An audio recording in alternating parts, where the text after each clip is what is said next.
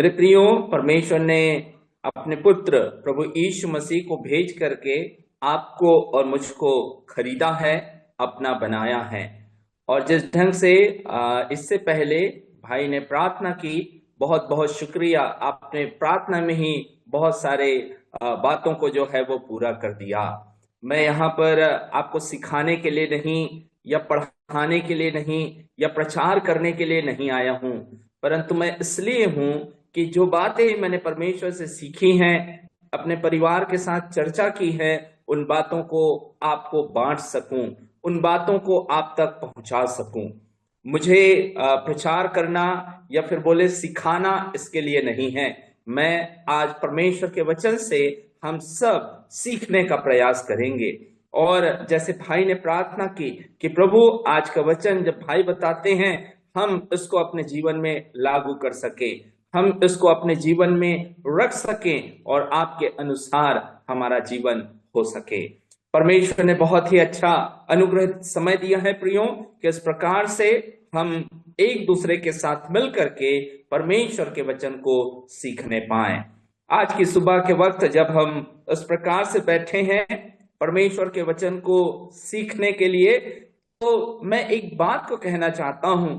जो परमेश्वर ने प्रथम मनुष्य के साथ जो प्रश्न पूछा, आज वही प्रश्न परमेश्वर आपसे और मुझसे भी पूछने पाए।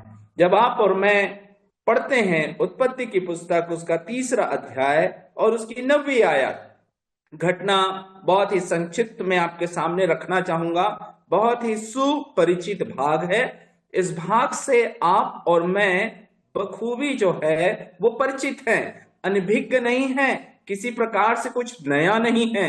परंतु परमेश्वर की आत्मा आज सुबह हम सबसे बात करने पाए, बताने पाए कि परमेश्वर क्या आपसे और मुझसे कहना चाहता है।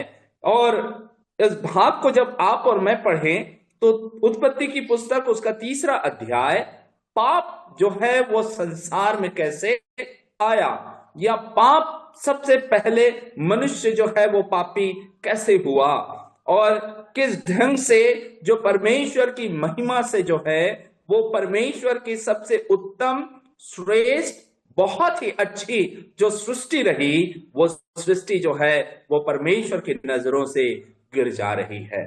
और उसके बाद एक घटना आपको मालूम है कि कैसे सर्प जो है वो पहुंचता है अदन की वाटिका में और हवा के साथ उसका वार्तालाप होता है।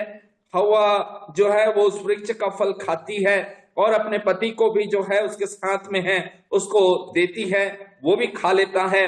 और उसके बाद उनकी आंखें खुल जाती हैं और वो अपने आप को देखते हैं कि हम नंगे हैं। और उसके पश्चात जो है उनकी आंखें खुलती है, वो देखते हैं कि हम नंगे हैं और उन्होंने अंजीर के पत्ते तोड़कर लंगोट बना लिए, जैसे कि उस 7वें आयत में हमको पढ़ने को मिलता है। उत्पत्ति की पुस्तक उसका 3रा अध्याय और उसकी 7वीं आयत, कि अपने पाप को ढकने के लिए, अपनी नग्नता को ढांपने के लिए, अपनी अनाज्ञाकारिता को ढांपने के लिए वो लोग जो है अंजीर के पत्ते तोड़कर लंगोट बना लेते हैं। पद 8, तब यहोवा परमेश्वर जो दिन के ठंडे समय वाटिका में फिरता था, उसका शब्द उनको सुनाई दिया। ये है आपका और मेरा और इस संसार का परमेश्वर। देखिएगा, परमेश्वर मनुष्य के साथ वार्तालाप करना चाहता है। परमेश्वर मनुष्य के साथ में संवाद करना चाहता है, एक संगति को करना चाहता है। और परमेश्वर हमेशा से ही मनुष्य के साथ रहना पसंद करता है, उससे बातचीत करना चाहता है। आपका और मेरा परमेश्वर बातचीत करने वाला परमेश्वर है। आपका और मेरा परमेश्वर संवाद करने वाला परमेश्वर है। और जब आप और मैं पढ़ें तो उसने कई बार नामों के द्वारा लोगों को जो है वो बुलाया। जब आप योना के समय में देखें तब उसने अमित्ताई के पुत्र योना से इस प्रकार से कहा। देखिए, आपका और मेरा परमेश्वर गूंगा नहीं है, परंतु परमेश्वर संवाद करने वाला है, बातचीत करने वाला है। और परमेश्वर आपके और मेरे साथ में वार्तालाप करना चाहता है, ठीक उसी प्रकार से जिस प्रकार से आदम और हव्वा के साथ अदन की वाटिका में ये पहुंचता है और परमेश्वर उनके साथ में फिरता था, बातचीत करता था। मैं कल्पना कर रहा था इन दिनों कि कैसे परमेश्वर आते रहे होंगे और आदम परमेश्वर के साथ में मिल करके उस संगति को करना चाहता होगा, और किस ढंग से आदम पूरे घटनाओं को जो दिन भर होता था उन सारी घटनाओं को परमेश्वर के साथ में चर्चा करता रहा होगा। परंतु अभी अवस्था देखिए, पाप जब आता है अपने लिए लंगोट बना करके अपने नग्नता को ढांपते हैं। न केवल नग्नता को ढांपते हैं परंतु अपने आप को परमेश्वर की उपस्थिति से छुपाते हैं। और देखिएगा, तब आदम अपनी पत्नी वाटिका के बीच में यहोवा से छिप गया। पद 8 को एक बार और पढ़ूंगा, माफ करिएगा। तब यहोवा परमेश्वर जो दिन के ठंडे समय वाटिका में फिरता था, उसका शब्द उनको सुनाई दिया। परमेश्वर का शब्द, परमेश्वर की वाणी आदम और हवा को सुनाई दिया।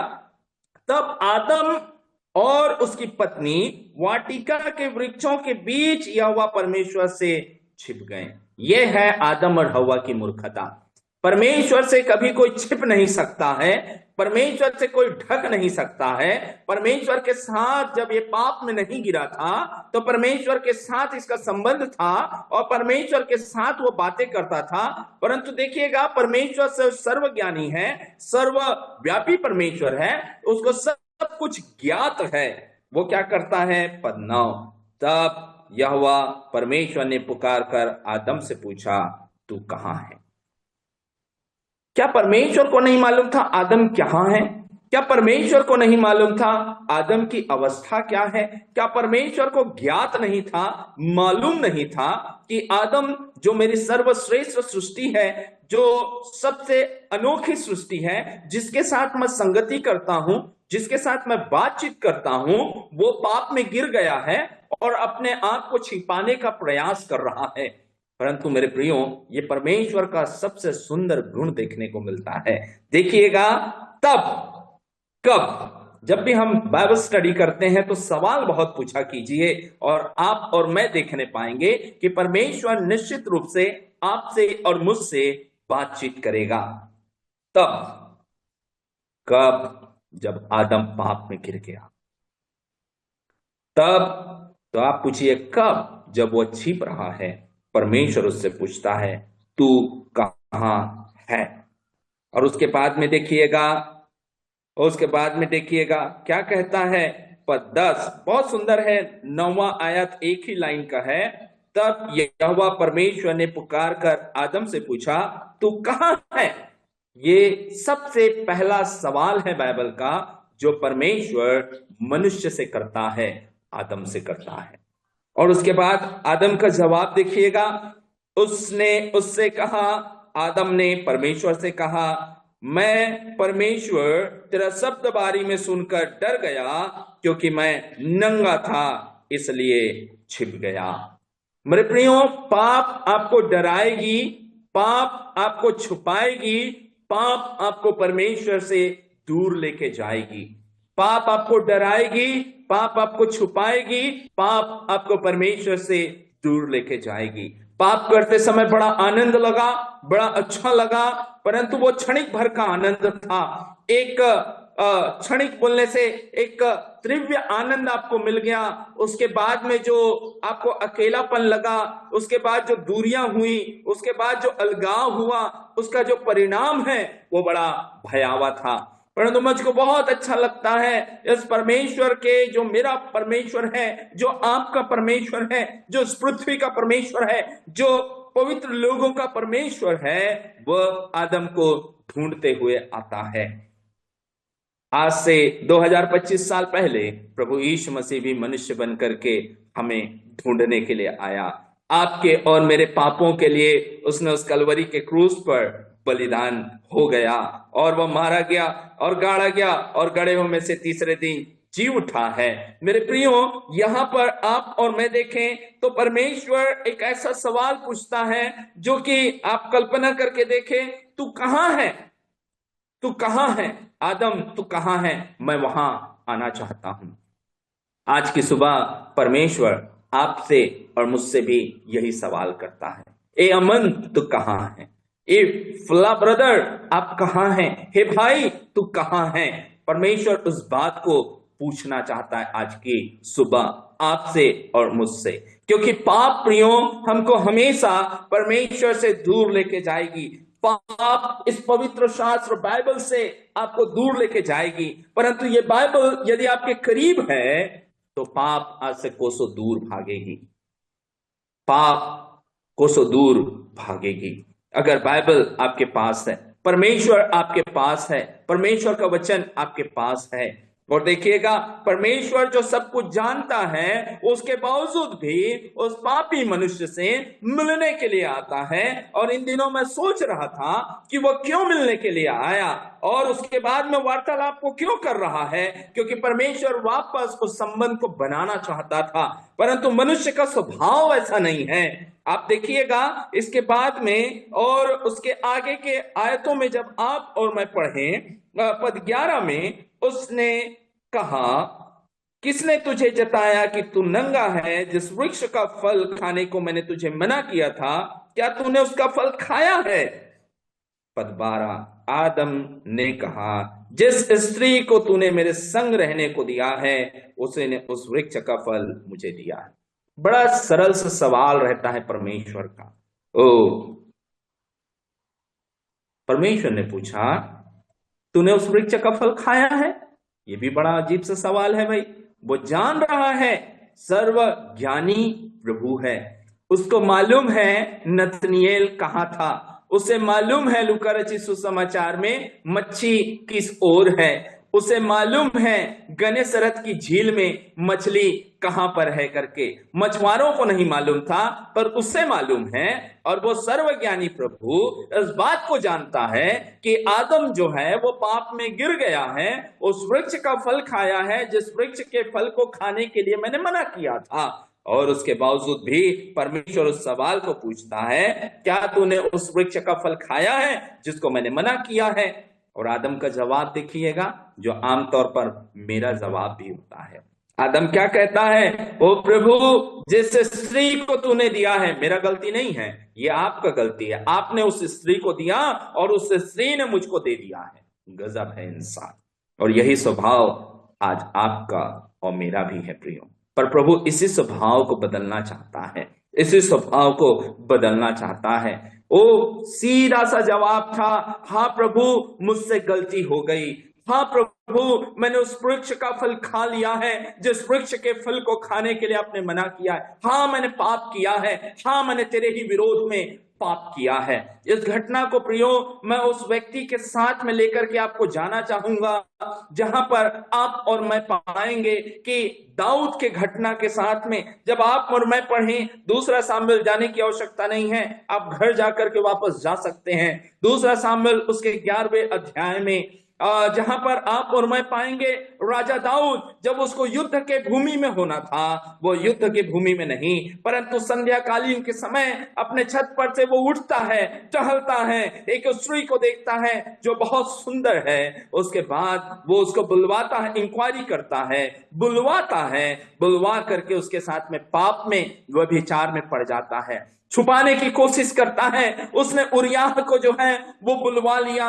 उरियाह मैं अभी कुछ दिनों पहले पढ़ रहा था उसके जीवन के विषय में और मुझको बहुत अच्छा लगा। उरियाह के नाम का ही अर्थ मुझको बहुत भा गया और बहुत प्यारा लगा, जिस ढंग से उरियाह को बुलाया जाता है कि दाऊद अपने पाप को जो है वो ढांप ले, छिपा ले करके।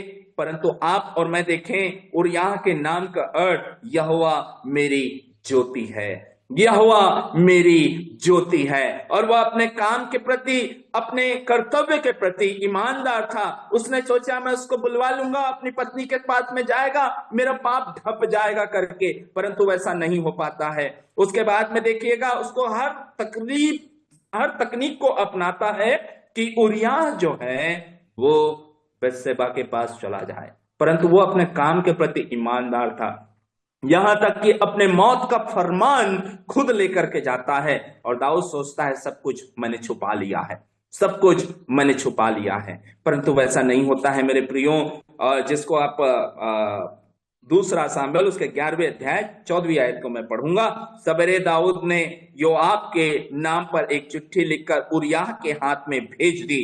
पद 15, उस चिट्ठी में यह लिखा था कि सबसे घोर युद्ध के सामने उरिय्याह को रखना, तब उसे छोड़कर लौट आओ कि वह घायल होकर मर जाए। मैं रो पड़ा जब इस भाग को पढ़ा।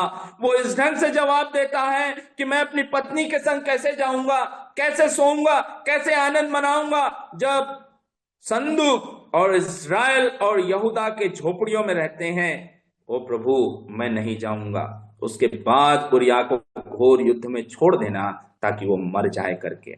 वो सोचता है सब कुछ ढक गया, सब कुछ छुप गया, परंतु जब इसी 11वें अध्याय और उसके अंतिम आयत में पढ़े अंतिम लाइन में यहोवा क्रोधित हुआ लिखा है प्रिय।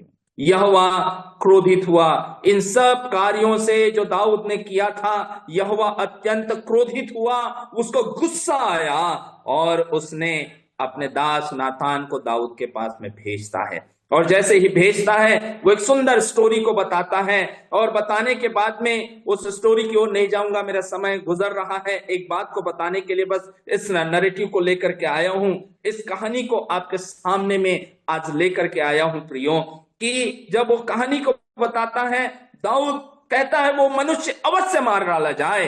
परमेश्वर का दास बोलता है वो कोई और नहीं, वो तू है। और उसके बाद दाऊद टूट जाता है। उसके बाद दाऊद पूरी तरीके से बिखर जाता है। उसके बाद दाऊद जो है वो पूरी रीति से इस बात को मान लेता है, हाँ मैंने यहोवा के विरोध में पाप किया है, हाँ जो बात गलत है यहोवा को वो मैंने कर दिया है करके। पद 13 इस ढंग से जाता है, दूसरा सामुएल 12वां अध्याय पद 13, 2 Samuel chapter 12 verse 13 इस ढंग से लिखा है, तब दाऊद ने नातान से कहा, मैंने यहोवा के विरोध में पाप किया है। पाप उसने बत्शेबा के साथ किया था, घोर पाप उसने उरिय्याह के साथ में किया था, परंतु दाऊद इस बात को मानता है कि पाप हमेशा जो आप और मैं करते हैं वो यहोवा के विरोध में करते हैं प्रियो। और इसी बात को परमेश्वर आदम के जीवन में देखना चाहता था, जो नहीं हुआ।